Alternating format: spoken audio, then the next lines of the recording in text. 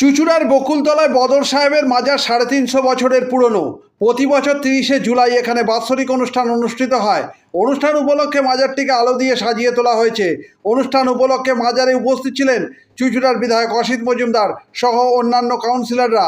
পরে এই অনুষ্ঠান সম্পর্কে জানান বিধায়ক অসিত মজুমদার ও মির্জা সানোয়ার আলী।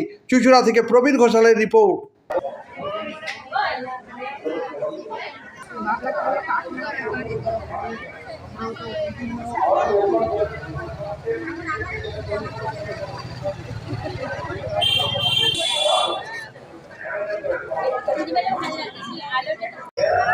বদর সাহেবের মাজার শরীফে আজকে বাৎসরিক অনুষ্ঠান। আপনারা জানেন যে আমাদের মাইনরিটি সেলের যিনি হুগলির দায়িত্বে আছেন সানোয়ার, ও আমাকে আমন্ত্রণ জানিয়েছিল। আজকে অনেক অনুষ্ঠান ছিল, তার মধ্যেও আমরা এসছি। এখানে আমাদের ৫ নম্বর ওয়ার্ড থেকে ভুটান এসছে, অনেকে এসছে। আমরা এই বদর সাহেবের কাছে প্রার্থনা করি চুঁচুড়ার মানুষ ভালো থাক, বাংলার মানুষ ভালো থাক।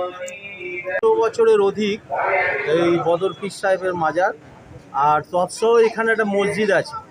আমরা প্রতি বছরই এই ৩০শে জুলাই আমাদের এই নির্দিষ্ট দিন, এই জুলাই মাসের ৩০ তারিখে আমরা এখানে বাৎসরিক ইশালে সওয়াব করি এবং বিশেষ করে প্রার্থনা জানানো হয়। এখানে বদর পীর সাহেবের মাজার আছে, তার জন্য দোয়া করা হয়, ওপরওয়ালার কাছে প্রার্থনা জানানো হয় বিশেষ।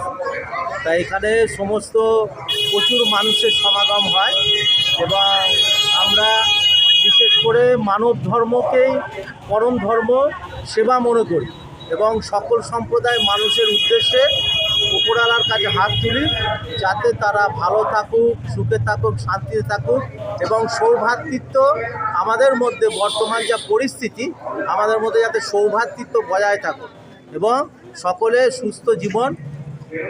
যেহেতু আমরা ভারতবাসী, আমরা এই বাংলা মায়ের সন্তান, ভারত মাতার সন্তান। এখানে জাতপাত নয়, সমস্ত ধর্মের মানুষরা আসে। এখানে অনেক